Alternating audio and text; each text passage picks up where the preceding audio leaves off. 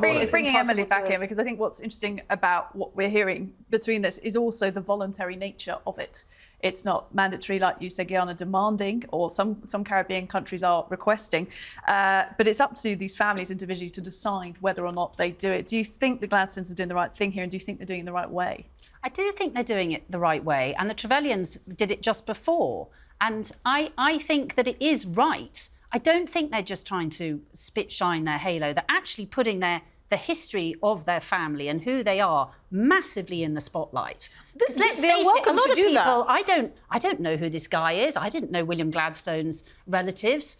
I didn't really know about the Trevelyan's either. So they're actually putting themselves massively in the spotlight. So I don't think they're trying to halo themselves. I do think they are. I think genuinely they're part of a movement that is huge and right. Well, you just touched on the point of it being a movement. And they are quite right. But you seem to be... My point was just that it's good this is happening. Well, this and is the it thing. should be public, and we don't shouldn't think it's attack going to... them for doing it. To be perfectly honest, this is them. the biggest manifestation of white guilt you ever see. And, for me, it's an extension of white privilege. But I will say this. The reason why we're having this conversation, because this is one family that we don't know, we're not friends with, they're not our family members, but the reason why we're having this conversation is because there are wider implications. There's always going to be a wider societal implication. In California, for instance, they're trying to spearhead, slavery reparations, even though California was not a slave state. Most of the people there are not slave descendants. They're not slavery reparations, they're reparations for racial discrimination. No. They're for adult descendants of slaves. That's the group that are demanding reparations. Racial discrimination.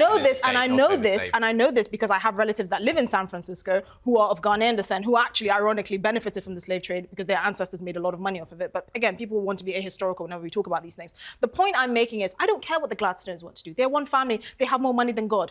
Give me some, please, but do what you want with it. But the bigger point I'm making is the wider societal implications. If we're going to have some sort of reparations tax, or they're going to look into people's bloodlines, actually you're mixed race, so you pay half reparations and give half of it back. It's so complicated and it's so complex. And this is just an unnecessary exercise, yes, in spit shining their halo. There are a bunch of white people that feel guilty and they think they're benefiting. You know what, if you really want to benefit people that are former colony slaves, go to sub-Saharan Africa. Trust me, there's a plethora of charity work you can do there.